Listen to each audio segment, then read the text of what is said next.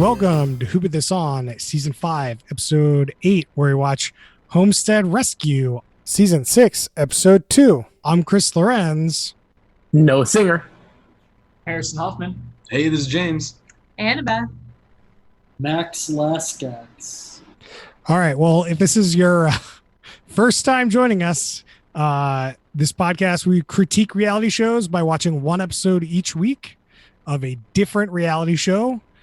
So this week, as you've heard, is Homestead Rescue. Harrison, can you give us the show description for Homestead Rescue? Marty, Matt, and Misty Rainey use their building, farming, and hunting expertise to help people who strive to live off the grid. That's Homestead Rescue on the Discovery Channel. So in this episode, we've got these three hosts. They go to this woman's homestead in the middle of Alaska and build a greenhouse, some garden, and a bridge. And that's the episode. Pretty you good. kind of get to learn about some of the characters, the people that live in this homestead, and the hosts a little bit, but that's it. Like, that's what happens in this episode. Chris, I gotta ask, what is a homestead? I don't fucking have any idea.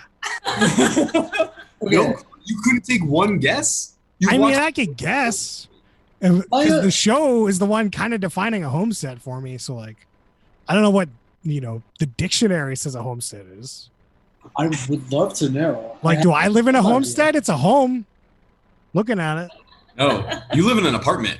It's the opposite of a homestead. Well, James, give us the definition of a homestead then. I mean, I feel like the most relatable definition is it's, when you have a home or property or land and you make it your own. So that could be you improve it, you build stuff, take care of it, you look after it, you shepherd it, whatever it is. Whether that's if you're farming, whether if it's improving your roof, building a fence, that's homesteading. When you call up your landlord to fix the hot water heater in your apartment, that's not homesteading. But, like, do I need to be living off the grid and make my own food and, like, garden and shit to be a homestead? Off the grid. You could build a homestead in some suburban areas. That seems reasonable. So what you're saying is everyone in America that owns a house, that's just a homestead. It's close. It's in the direction of a homestead. I feel like the homestead, it's about making it. Noah, can you go internet corner this for us? We need official. Chris, what if home is just short for homestead? Could be. That's why I'm like, I don't know. Could be anything. I mean, for the purposes of this particular reality show, I mean, it does seem to be people who are kind of, trying to make it like, out on their own, like in the wilderness, being, self-sustainable to some extent. Like, I've seen like a couple episodes of the show now, and that kind of seems to be the theme of it. Yeah, this show is definitely pushing in the direction of the subsistence living lifestyle, but that doesn't mean that like all homesteads fall into that. But that's kind of like the flavor of this show. Yeah, I mean that's kind of when I said like I don't know. Mm-hmm. Yeah, so our friends Leah and VJ were doing internet cornering to look into this. So I don't even got to go to my own corner. I have other people in the corner. And they figured out there's kind of a couple things, but largely big property and sustainable. So I think James was on it. I think the thing is, though, it would be kind of odd if you're in like a truly suburban area, want to have that much land. But even if you did, to say that, come to my homestead, I think that would just come off a little odd. To me, it implies this sort of like you're on the borderlands type thing, You can't just have one in Scottsdale, Arizona. All right. I'm done with this. I have to say that the beginning of the show was fucking awful. Like, so they boot up this into the show, and it shows clips of the show in such an odd context that I'm like, am I supposed to know who these people are? What is going on? I have no idea. Immediately turned me off the whole show. I was like, and then they go do the intro, and then it like feels like a normal show. But like this specific first like 30 seconds to 45 seconds was baffling. It was like, what am I watching? Yeah. The hook is horrible for sure. They totally do that reality show bullshit where they're trying to hook you to like, hey, the show's gonna have some interesting stuff. We got to grab all your attention right now. Don't go away. And then you're like, but I just want to watch it. Just show it to me. It's not as egregious as some of the other shows that we've done where they do the what's about to happen after the commercial break and then they recap forever. There's a little bit less of that, which is nice. But I definitely agree. Like the initial intro is very aggressive. What do you mean, James? Every commercial had like a not recap. These other shows. It didn't have like what's coming on next, kind of, but it definitely had a good 15, 20 seconds recap. Oh yeah, that's fair. I'll give you the recap. I think what I liked was they didn't do the like spoiler section right before an ad. Well, that is actually another minutia thing I wanted to bring up. Whereas you say that, but then later they're building this bridge, as we discussed, and like right before the commercial break, they have like their bobcat or whatever they're using to build, like move this thing, and they're like, "Oh my god, it looks like it's fallen into the river," but doesn't fall into the river. So like they like fake out the like next what's coming next. So like I'm not sure we watched the same show, James. Like there's definitely a lot of like that was just a suspenseful moment. No. That's a reality TV show trap that got Annabeth for sure. I mean, I got all of this. I was definitely ready to watch this thing fall into the river. But yeah. Yeah, I'm not sure if that was minutia, but that was. There's a lot of odd parts we'll get to, but that one in particular, like they show a cliffhanger. It's coming. Oh, they're gonna fall in the river. Stuff's gonna go down. They never address it again. Nope, never. They addressed it. It just didn't fall down. Like it was just fine. No, but it clearly did fall down. Like that's what they showed in the cliffhanger. The Bobcat did not fall down. It just like that camera angle made it look like it fell, but it didn't fall. And they just used it in the pre-clip and they never showed it again. Yeah, it's every MTV show ever. They're just like, ah, and then it's a commercial break. But don't they address the when they come back? Like, they just don't even address it. No, they didn't. They didn't do anything. They just moved on. Yeah, it was terrible. On. Yeah, it was baffling.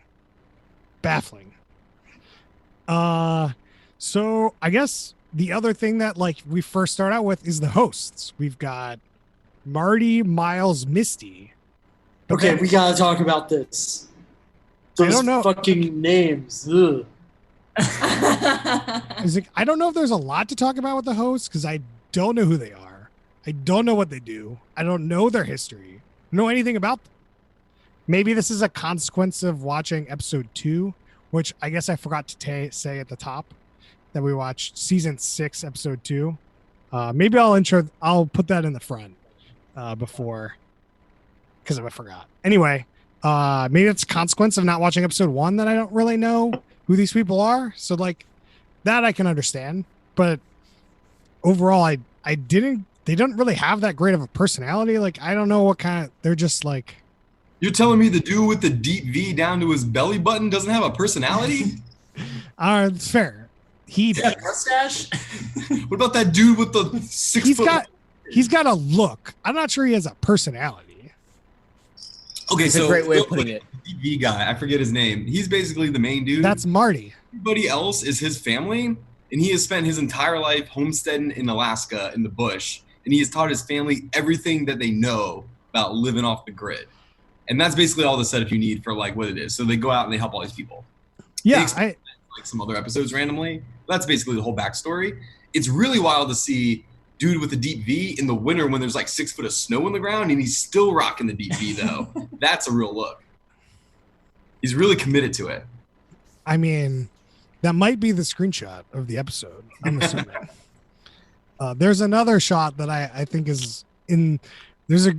The girl in the show has like a hat that's just ludicrous at some point.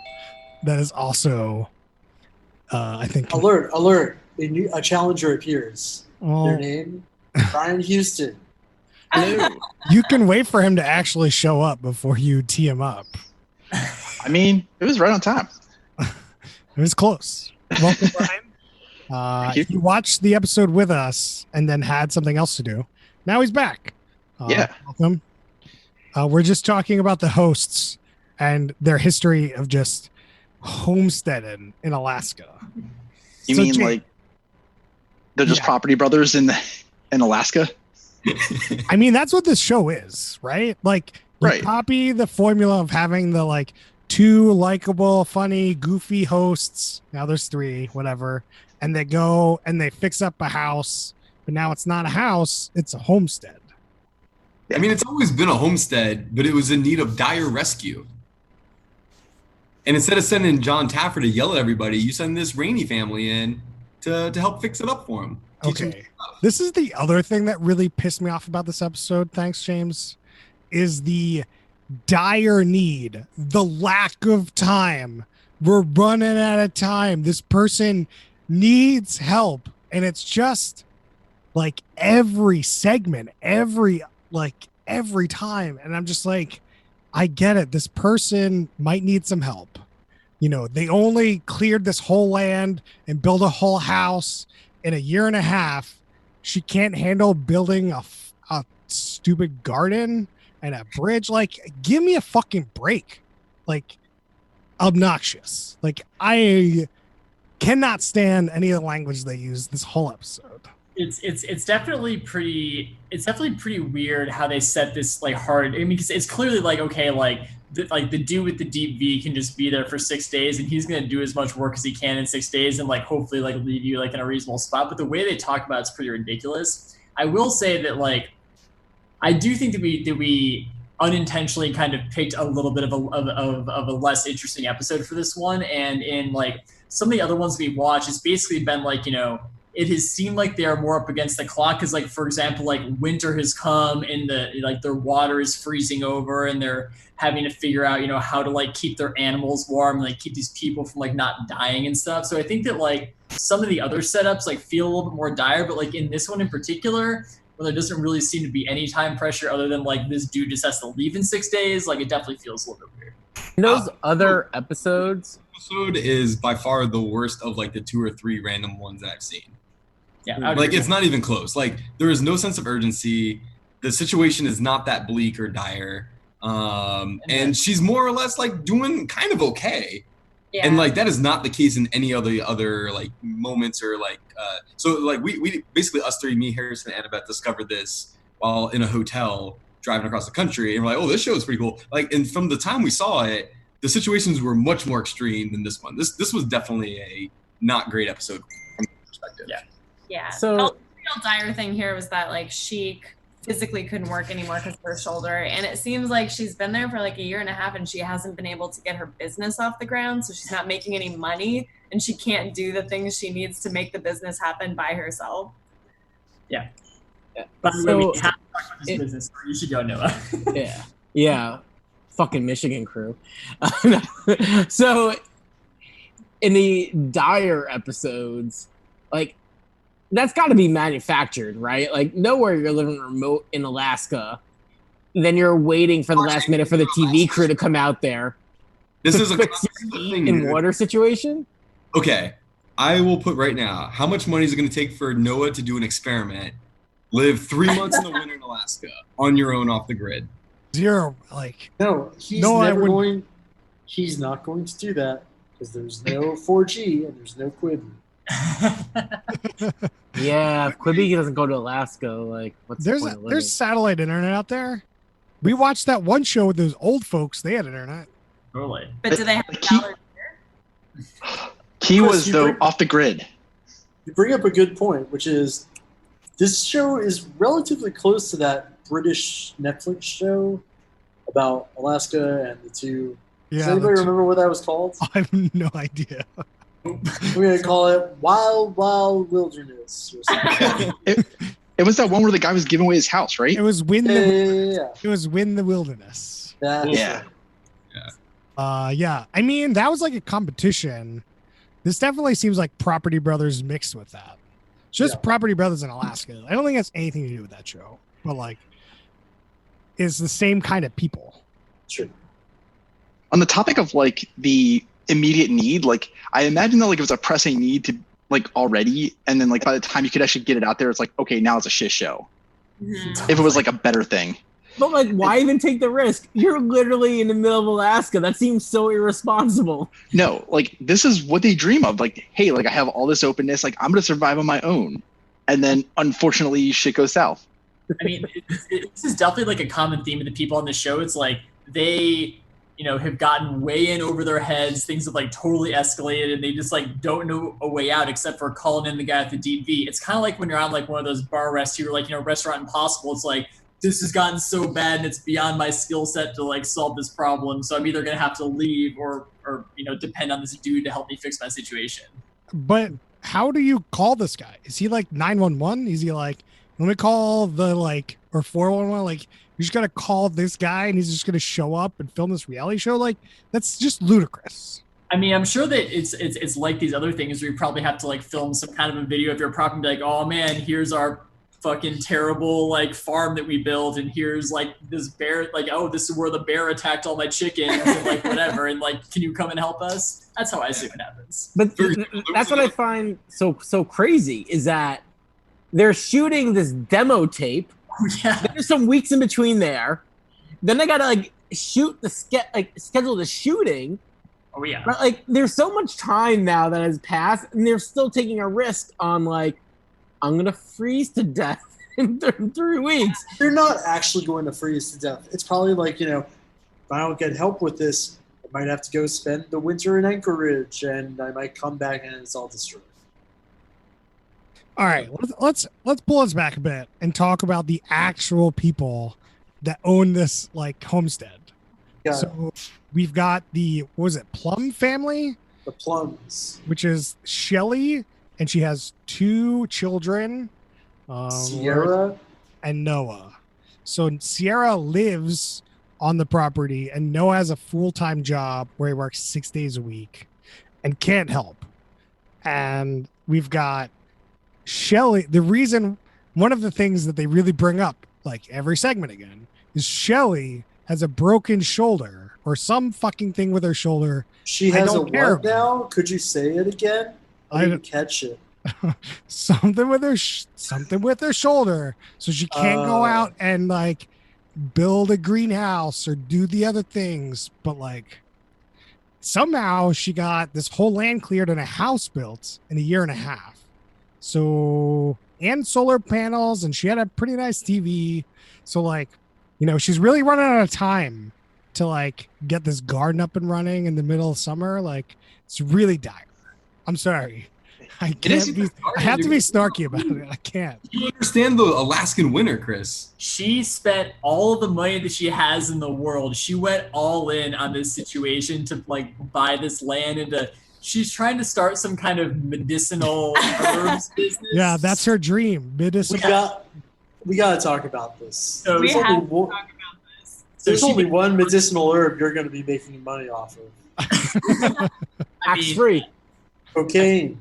She basically just finds this like plot of land that like has all these different medicinal herbs on it and stuff, and she's like, oh man, like it would be really cool to just own this and live here and just harvest all these herbs and then I guess sell them on the internet because there's no one who's going to come out to her to buy these herbs. But she said she wanted to do like tours where she teaches people like how to pick the herbs and identify them. So like part of her business model is having people come to Alaska.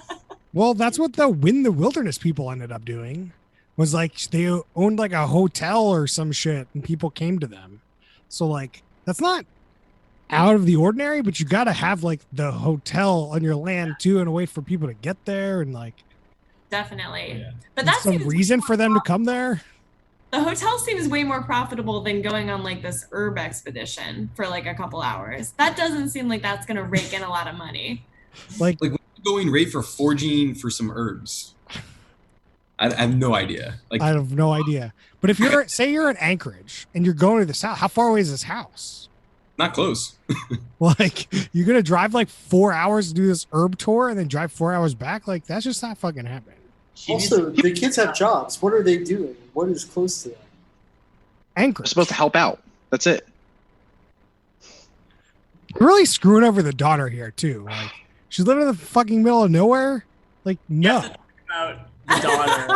it's like, so basically like the mom just got herself all into the situation way over her head, is gonna lose the situation, can't handle it, so she drags her daughter out there to be like, hey, you have to help me and like do this. And they really make sure in this show to go over time and time again how the daughter has zero relevant skills, and like just absolutely, they're just like, man, like when we came in, she had no skills, she never knew how to survive anywhere, and like they really made sure to hammer that home. Which isn't even true.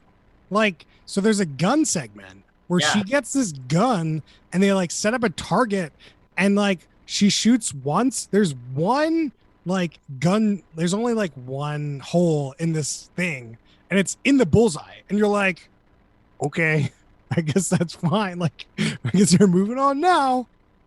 There was like, she has skills. Yeah, there was no way that she hadn't shot a gun before, and I'm sure that that was not the first and only shot that she took. Like they basically set up to be like, she shot this shotgun like 2 or 3 times, and every time we're just bullseye, bullseye.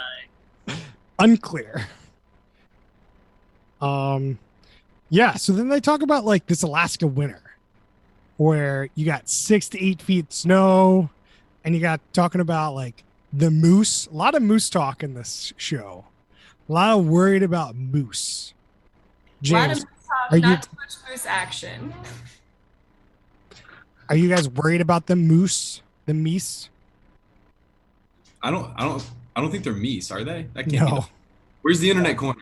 I think they're just. It is just moose. Yeah. Got it. So something I didn't realize until kind of watching the show and chatting with some folks here was that like moose are pretty aggressive. I don't know. Like usually when you like think of moose, I just think about them grazing and maybe watching their baby moose. But apparently moose are super aggressive. One, they want to eat all of your vegetables in your garden, and 2, they want to attack your dogs. You gotta watch out for that. That's a real word. Yeah. Well, Do you think they're getting enough food grazing? Come on.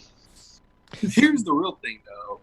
Like these people are all focusing on the garden and stuff. I don't know how off the grid they kind of glossed over the like, how are they currently surviving? What are they eating and everything? Mm-hmm. It sort of implies to me, having seen some other Alaska shows, that these people are not too far from town. Like I think that they're still buying their food stuff. Like I don't think that they are totally. Oh, sure.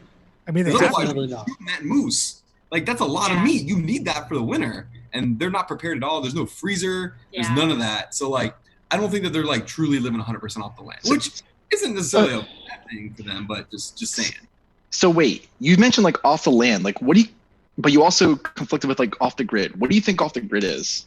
Like legit question. I think of off the grid, and I could be wrong here. I think of off the grid as more like you're not really like on the power grid, and you're not like on plumbing for like water, stuff like that. Living off the land. Being different, like off the grid, I think you can still go to the supermarket to get meat. I think if you're living truly off the land and in 100% subsistence living, that you are hunting and gathering all of your food. You are not going to a supermarket. Yeah, like off the land was like, I was like, okay, you're completely living on your own, like nothing else. But like off the grid, like I'm sometimes curious because sometimes it could just be enough like hey, I don't have the internet, but like I'm kind of remote. Yeah, I think off the grid to me at least is more about like you're not on a lot of the like public utilities if you think about it that way. But I don't know. That's kind of the way that I've seen it. Yeah. Okay. Anyway, let's bring it back. I had some comments and now they're gone. Damn it.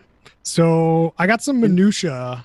Like, they was going to talk about the moose. Like, so the moose that they showed. So they showed this video of this moose, and like she brought her dogs to this moose with her kids, and like it's unclear to me if like a regular moose is going to be aggressive or it's just moose with their kids. It's like a bear with their kids is way more aggressive than just a regular bear.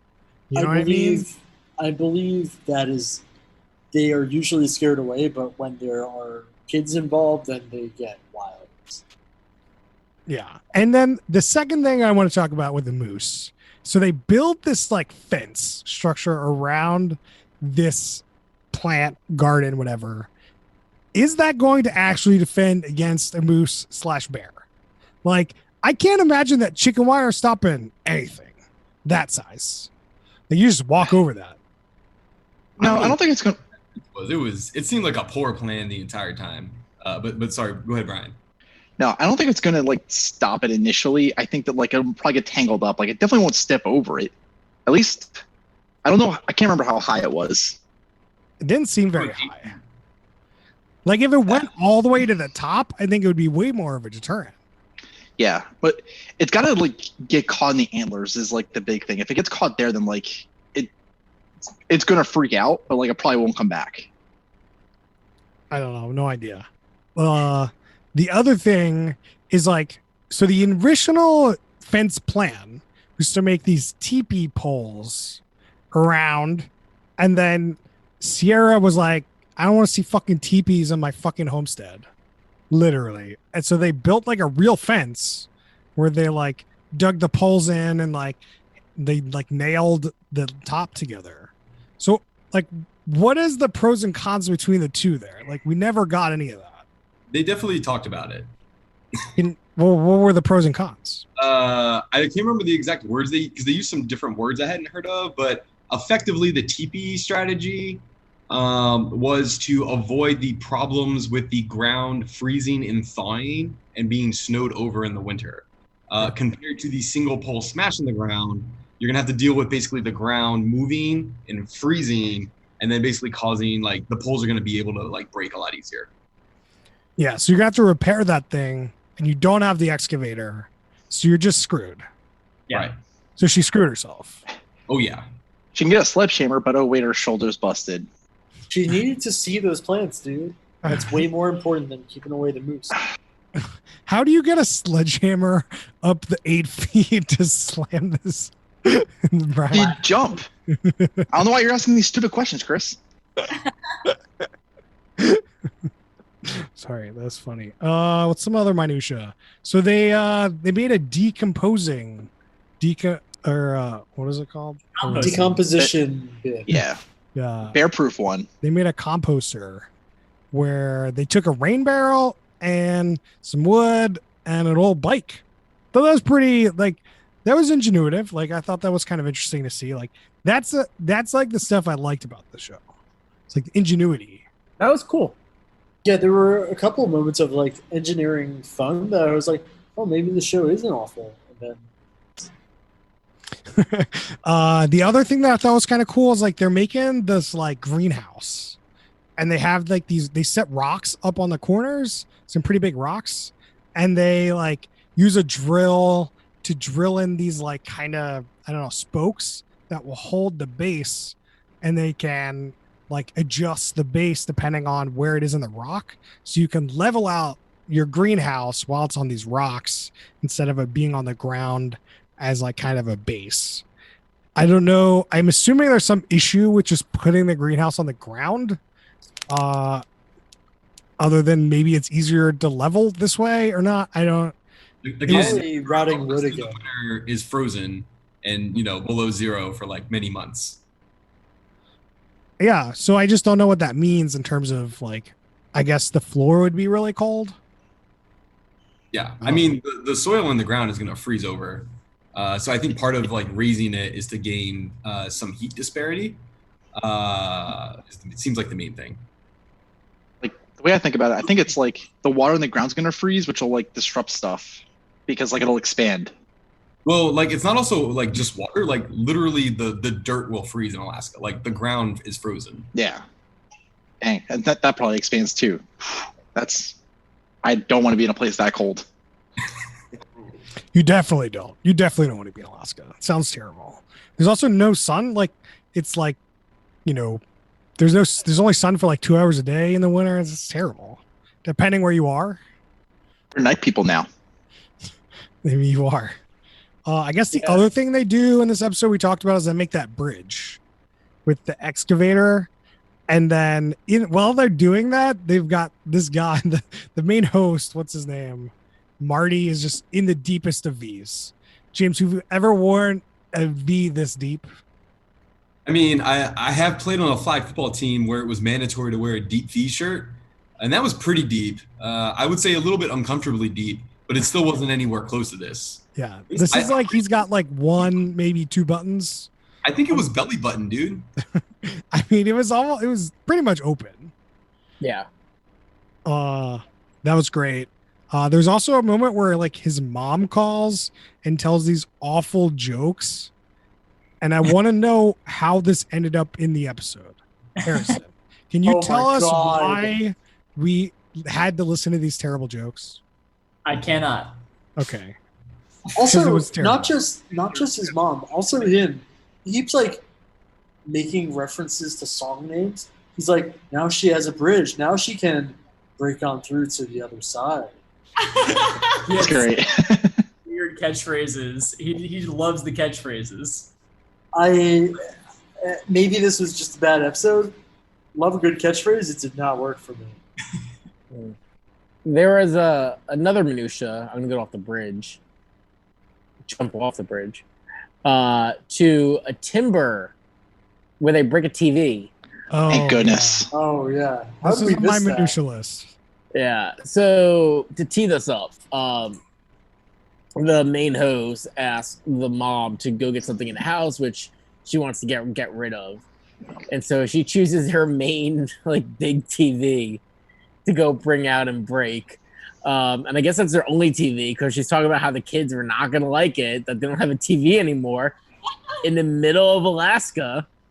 And then they decide to smash it. And she likes it because they're not going to waste their time watching TV, which is kind of ironic because everyone's seeing that is watching TV.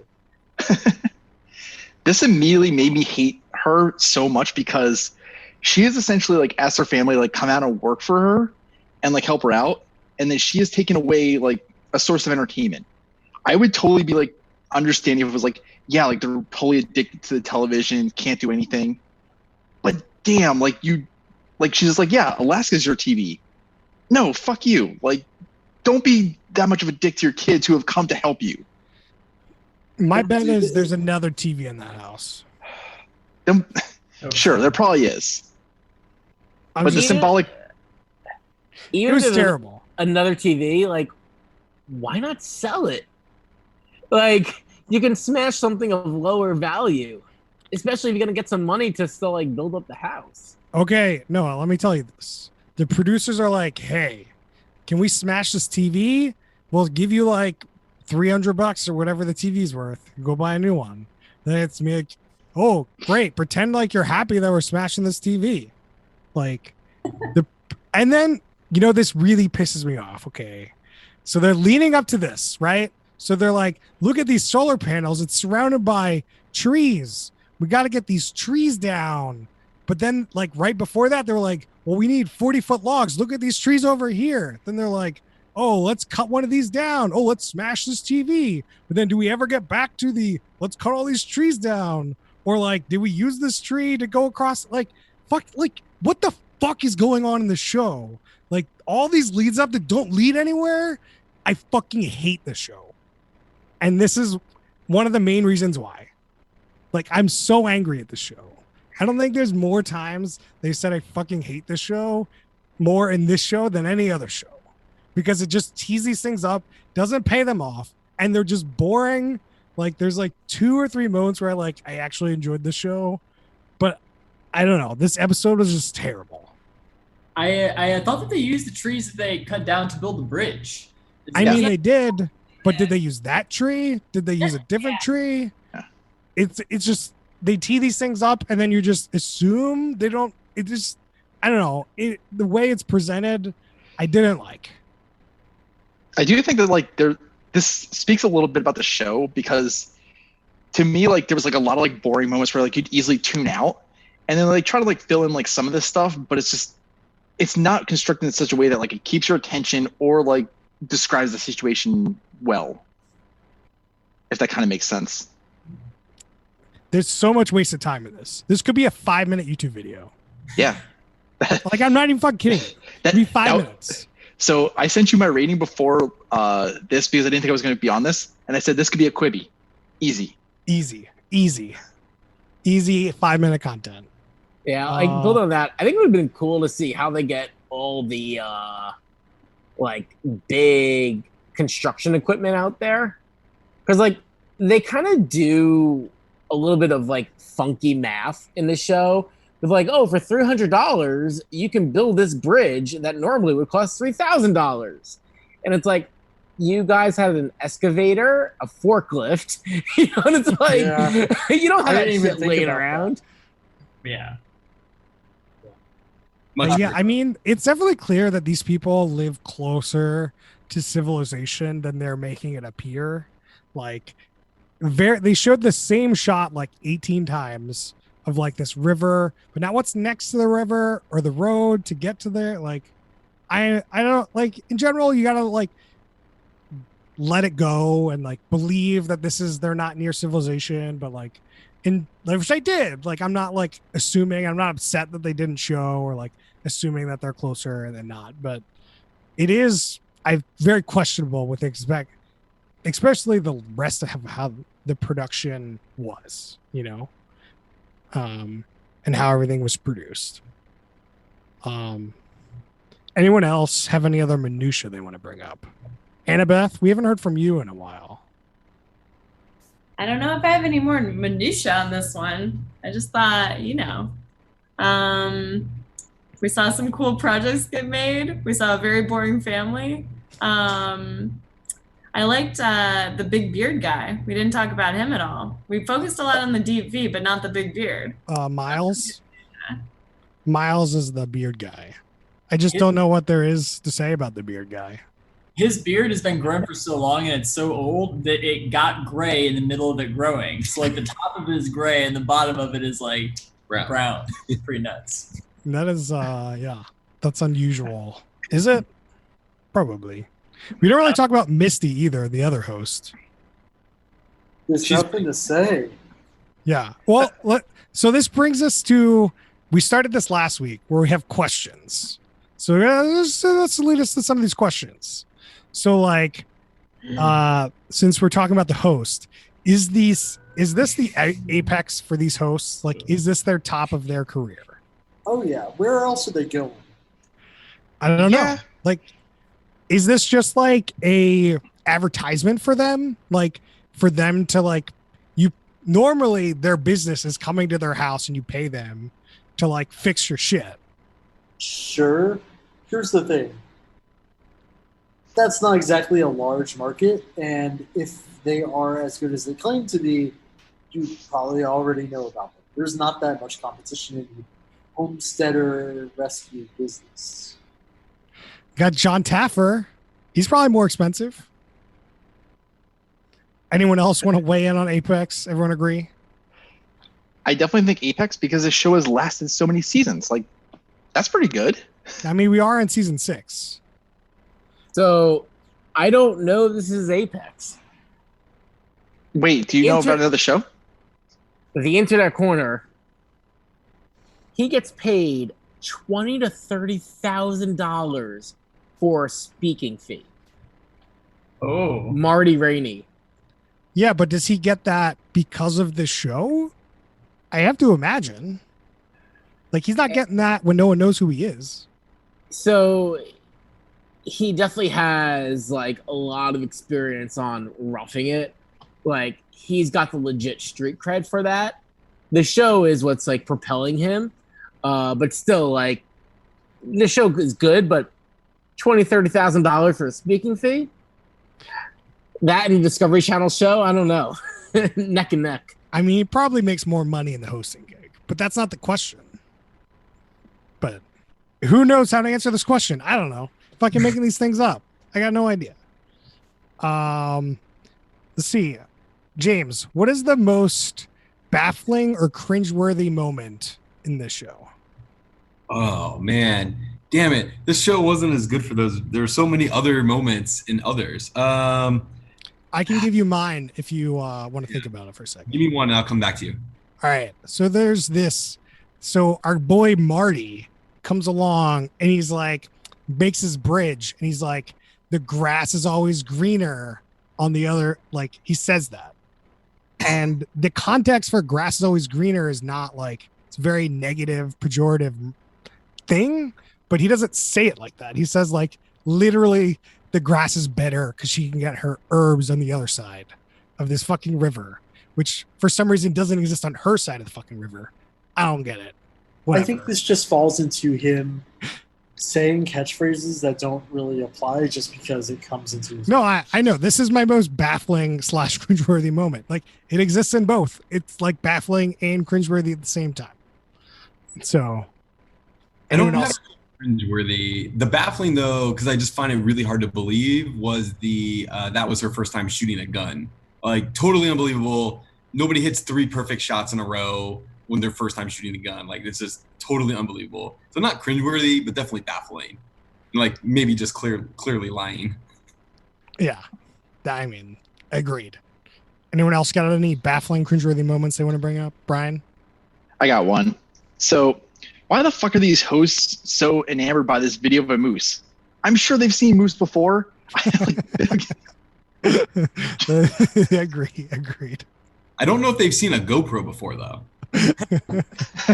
Okay, that's fair, but they're also watching it on a smartphone. Oh, maybe they haven't seen a smartphone. I got you. Maybe they should smash that GoPro instead, you know? Who needs You can't smash. You can't smash a GoPro. That's the whole fucking point, Chris. I know. All right, I got another question for everyone. What's your favorite minor minutia? I can start out. Let's see. There's a point where they were shooting the guns, and the one dude, Marty, what's his name? No, Miles, says like, you gotta fortify your human footprint. What the fuck does that mean? It means you gotta shoot all the animals. That's one of my favorite minor minutiaes. Oh, I have a guess at what fortify your human footprint might mean though. Is that where you're like pooping and peeing all over the place? So like, no, I think what it means is you're trying to establish a perimeter around your human established like zone. So your footprint is basically your homestead, and you're trying to be like, hey, this is my footprint. No animals allowed in here. Get out of here. Yeah, but that shooting your gun in the middle of the day is not going to do anything. Oh, I agree with that. That was Away. ammo when ammo is pretty hard to come by. I was just cringeworthy. I just baffled by that moment as well. But I like that minor minutia. I'm assuming James, yours is the deep V. Oh, is the deep V qualified for minor minutia? Because I love. Yeah. It's just like the smallest thing that you like that has like nothing to really. Yeah, 100% deep V. It's even better when it's in the freezing cold. I don't know how he's doing it. You have to try it. You don't know. Maybe they got a heater on the camera and you can't see it. You're just getting heat from the camera. Yeah, it would be a crazy scandal if it came out that this guy actually was like a big wimp in the cold, and between shots he's like putting this big coat and then he's taking it off and it's got the I guarantee you, if this is 8 feet of snow and he's at a deep V, every commercial break he is definitely he's definitely wearing something. I don't know, dude. This guy seems like he's a pretty hardened fella. I'm not sure. I don't agree. Brian, what's your favorite minor minutia? Oh, I was just gonna say, Marty Rainey, he's definitely legit. Like, look at his backstory. Does he have a got the book? cred. All these people have books. Not that I've seen, but it seems like he's made a lot of money over the years by basically being like kind of like a Sherpa or guide for hiking Denali. Oh yeah, that's what they said. That was in the intro, right? They the family lived below some mountain. I guess it was Denali. Yeah, like I think he's the real deal. With a sex appeal? Clearly. Brian, what's your favorite minor minutia? So, I was also going to bring this up before, but I think that he was actually shirtless at some point. I don't think was it a super DV or was it shirtless? Building that fence. I don't know. I could have swore it was shirtless, but I can't. No, when you mentioned 1 or 2 buttons, I'm like, that's basically shirtless. I mean, he was basically shirtless for sure. I guess one last question I've got for everyone, which is a staple on the podcast and has been, what is the production schedule?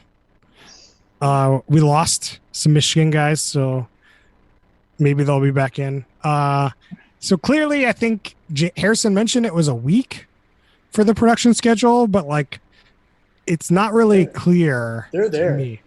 But they're not talking. 6 6 days? Yeah, for this one it was. How do you know it was 6 days? Did they say that? Well, so every one of these episodes is always 7 days. They get a week to do everything, and then like as they go through the show, they're like, "There's 6 days left. Oh, there's only 2 days left, or whatever." But yeah, they're all like a week long thing. But they never said how long it was in this episode. So it was Yeah, unclear. I don't know. I mean, having seen a few others, they're always a week long. It's weird because they were like, we're running out of time, but they like fucking didn't say anything about what the time limit was. So it was Well, so there's two aspects of time. One is the week for the show Yeah, till yeah, it's done. The other is the approaching doom of winter. the approaching apocalypse for their homestead. Like Reddit, run Important from to it. note, we haven't mentioned this, but not every episode is in Alaska. Oh. For example, we saw one that was in like Vermont, so it's not always impending winter doom. But I mean, Vermont. I mean, not as bad, but you're not doing much better. No, but I thought this was all Alaska, so that was a good data point. All right, so let's get to the ratings. Unless anyone's got Wait. anything else. You forgot the most important question. Is this better naked? Yes, it is. Okay, go. Yep. Let's just like we never have anything good to say about that question, Brian. I mean, like, he was basically in a DB. Like, come on. If he was Drink like, every if he time. could be naked, he would be. Drink every time there's a deep V on screen, guys. Would the show be better if they were all kids and they had to survive? Some sort of Hunger Games? How about Hunger Uh, Games? No, more like what's that show? Kids and the Survivor, Survivor? Kids? whatever. Survivor Kids Edition? It's like The Colony, but with kids. I don't know. We're going to move on. We're going to go to ratings. Noah, hit me with your rating. Yeah, this show is tough to watch. Not because it's a challenging topic. It just isn't good. Bottom, middle to bottom. I don't want to put it at bottom of bottom because there were some like redeeming moments, but it's just really slow. Not great. Brian, what do you got for me? Top of the bottom. Like, it should be a Quibi show. Like, if they cut out so much of the fluff, it'd be so good. Like, and I bet that there are other episodes that talk about better inventions, but we might have picked a bad episode too. I don't know. But to me, this was a lot of fluff, and I imagine there's all the episodes are like that. Max, what do you got for me? Bottom third, top of the bottom. Had some redeeming moments. I will never watch another episode. Sorry, Michigan folks. We just picked a bad one. All right, Michigan folks. Harrison, what do you got for us? I mean, yeah, like I'm definitely bummed out that we seem to have picked a bad episode for this pod because my rating's not going to make a lot of sense compared to your experience. This is definitely a top third show for me based on my experience with it. Yeah, I don't know. The other two episodes that I've seen had much more interesting people that they were kind of helping, that were up against more interesting problems, that they invented more interesting things to solve it with. So I just think that, yeah, I think kind of unfortunate in the episode we picked. Probably should have done a little bit more research on that. Kind of came together at the last minute, but top third show for me. Okay, James, what do you got? What? Brian, go ahead. So, side note, like, kind of interested in like getting a quick rundown from like Annabeth, Harrison, and James, like on what their one of their more likable episodes is like after the ratings, maybe. Sure. Let's go to the ratings first, and then we'll get to that. James, what do you got? So to be consistent with other ratings for this, I will give a rating for this episode, or I'll kind of judge it with that with having some context. So I'm gonna give the show an official middle third, top of the middle. Before watching this particular episode, I would have clearly given it a top third. Similar to what Harrison said, like we discovered the show in a hotel. It was a ton of fun. We actually like watched it a couple of different nights. All of the projects were much more interesting. People were much more interesting. There was a lot more animals and like just different facets kind of moving. And this episode really didn't have any of that. I think we got excited by the title with the moose, and we were excited there was going to be some moose action. And that was really just kind of a misdirection. There was like minimal with like next to nothing about the moose. So I think this particular episode was like overall the worst I've seen of the show. But I still think like the overall format is pretty decent. And it really just depends on the people and the situations. And it was just unfortunate this one was a boring one. So we really yeah, need to cut out on like looking at the episode titles for guidance. yeah, for sure. Annabeth, what do you got? Yeah, I mean, from my experience with the other episodes we watched this show, I put it in the top, but this episode specifically, I don't think is a top third. This episode was pretty bad. But I think in general, I have enjoyed what I've seen of this show because I've really liked the creative projects I've seen them do. And I am also fascinated by the people who choose to live this lifestyle and these like terrible situations they've gotten themselves into. That can be pretty compelling if the people are a little more interesting to begin with. So I think in general, I'd give this show a top third. It'll be no surprise to anyone listening to this podcast that I'm going to give this a bottom third. You might get a preview of my bottom 5 of season 5 already, because I think this episode was terrible. I think the premise is somewhat compelling. Like, I think that you're right. Other episodes could be good, but the production of this episode was so bad with the recaps, the weird just timing, the mansplaining, all this just awful. Like, everything about the production of this episode was bad. Like, you put interesting people in an interesting situation, you could bump this up out of the bottom 5 probably, but like, this episode, garbage, just garbage. That's where we're gonna put it. So Brian, ask your question again so that we can tee this up in a better way from my reading. Sorry. Okay, can you give a brief summary, Annabeth Harrison James, on one of your more favorite episodes of this? I think they froze. Oh, they froze again. Okay, dang it! No. All right. I mean, we'll get back to that when they come back. I can give my update on Southern Survival if you want. Yeah, give us your update on Southern Survival. We'll come back to this. They are back. Well, they're not actually back yet. Can we wait till we hear them? Yeah, their Zoom application crashed. But their audio is on. Yeah. All right. Trying to be back, but Zoom keeps on failing. Okay, now we can hear you. Yeah, 30-second pitch. What are your more favorite episodes? Go. What was episode? He wants you to describe one of the other episodes you've watched in 20 seconds or less. Do you want to go Vermont? for it, or do you want me to do it? I can take the Vermont one. I'll take that one because that one's nuts. Right. So imagine a family that has sold all of their possessions. They have purchased a plot of land with a cabin on it from a Craigslist ad in the middle of nowhere, Vermont. They move into this place and it is an utter disaster. There's no restroom, no outhouse. They literally are shitting in the woods. Meanwhile, all of the animals, chickens, pigs, everything is dying all around them. And so they have called in Homestead Rescue to help them get themselves out of jail. Damn, you fucking sold me. That was incredible. That sounds way better. It was. I just want to see. I wonder how many people got murdered from that Craigslist ad. Let's go see this cabin in the middle of the woods. Like, everything about that situation was so much more interesting. Like, one, just hearing like why these people were excited to try this different lifestyle. 2, they've sold everything and they bought this thing off of Craigslist. And then like every move they've made, like from the trees they've cut down to their decision to poop in the woods to everything else is just all wrong. And having like Deep V come in and be like, what in the hell are you guys doing? We got to whip you guys into shape. That was a good show. That's a John Taffer moment. I like that. Right. Yeah, there was no John Taffer in this one. Brian, give us the update you've got for Southern Survival. So quick update of Southern Survival.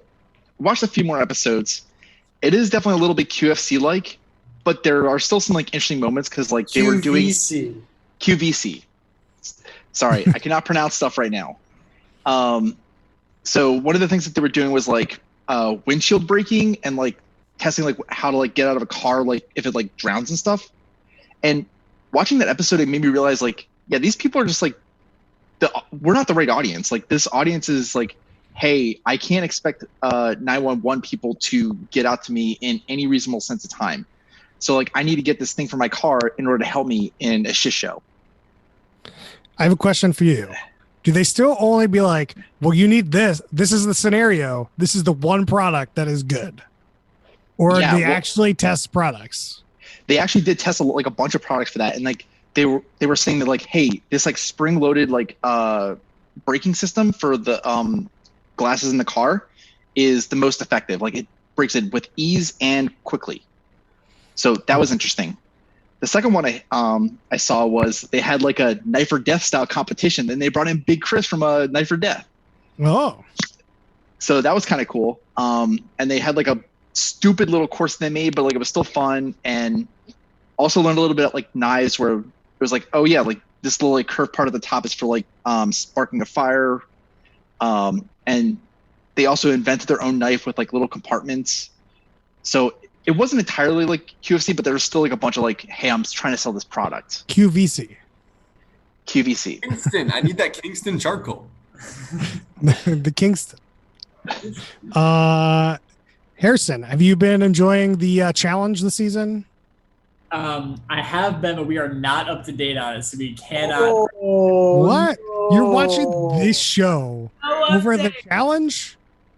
We are like I think 2 episodes behind current. So I will say, I'm not getting any spoilers right now. No, it's fine. I was just No. curious if you're liking the season. I'm going to give you a one-word adjective for the next 2 episodes. No, It's not a spoiler. Shut up. no. Losing the Every lid. time. Fine. We're not Yeah, gonna. We haven't been talking about it. I was just curious. Yeah, I mean, I think that I don't love the bunker setting. Like, I don't think that that's kind of like fun or like kind of like what I really come to the challenge for. I think they should be living in a regular kind of MTV party house. I like that vibe a lot better, certainly. I haven't seen how they're going to deliver on the Red Skull situation yet, but I like the concept. But if they're not going to be prepared to eliminate like a meaningful number of people that didn't get Red Skulls, then it's going to kind of end up being a little bit of a dumb gimmick. So no spoilers on that, but that's kind of my current feelings on it. All right. We gotta move off because there's definitely some updates on that. So we'll stop talking about that. It is wild how they have edited D out of that show. Like, it is such a testament to like reality show editing, how they were able to make an entire person disappear off the show. It's Wild. I love it. So James, you'll be happy. I've been watching some Below Deck. So like I've been watching the most recent season of Below Deck Mediterranean. Nice. So the whole Michigan house is as well. I'm friends with Kevin. Yeah. I'm like, We have a slight update. Harrison's dad is now official friends on LinkedIn with Captain Sandy. We're getting that Hell info. yeah.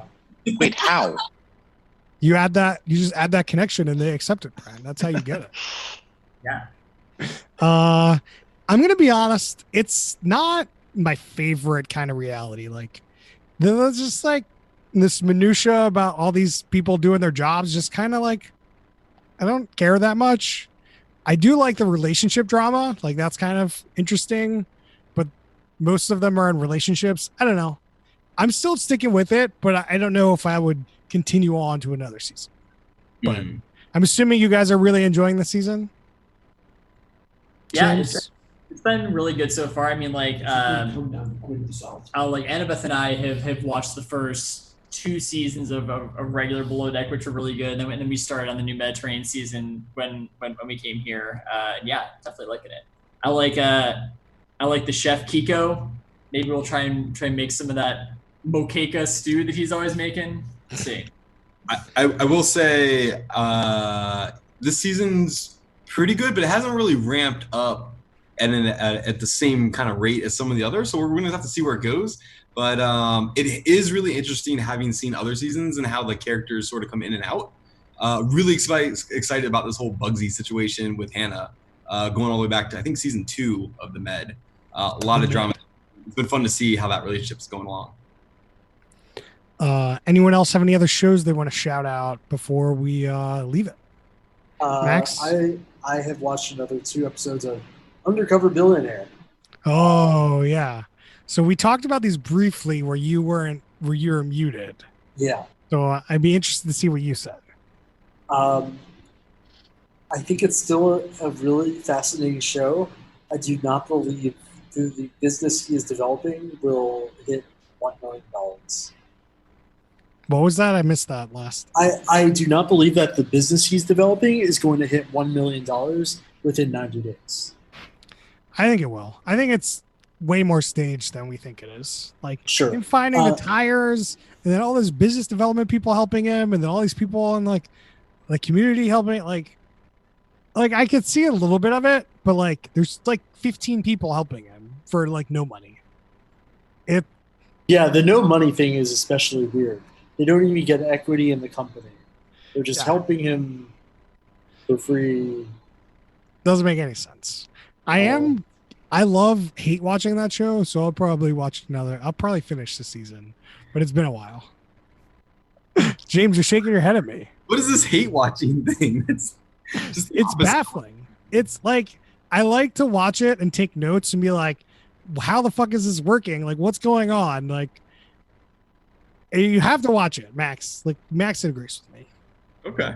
It's just a new angle that I appreciate the categorization. Well, it's like I like to watch it and take notes and then bring it up on the pod. That's what I like. If it wasn't the pod, I'd stop. Like, okay, for the pod, do it for the pod. I like shitting on it on the pod. That's why I like this pod. It's, a good reason why I like doing this pod. I think that's it for us this week. You can find us. I do want to plug one show. Oh man, you just gonna interrupt the host like that? It's okay. What Quibi show is it, Noah? It is the Quibi show on HBO called. It's on HBO. It's called I May Destroy You. Like excellent show, just like super well done. The acting is great, the writing is great. If you haven't checked it out, I would highly recommend checking it out. I May Destroy You. What's like the genre? It's drama for sure.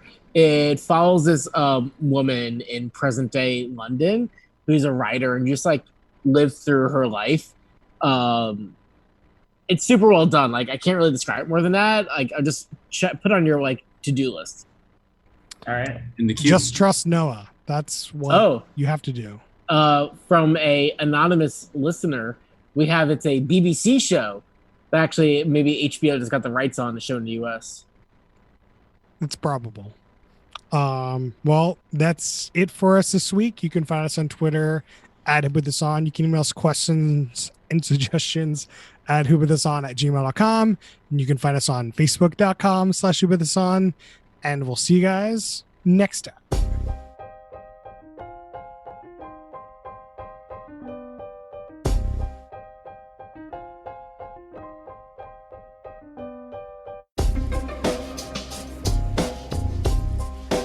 Welcome to Who Put This On, Season 5, Episode 8, where we watch...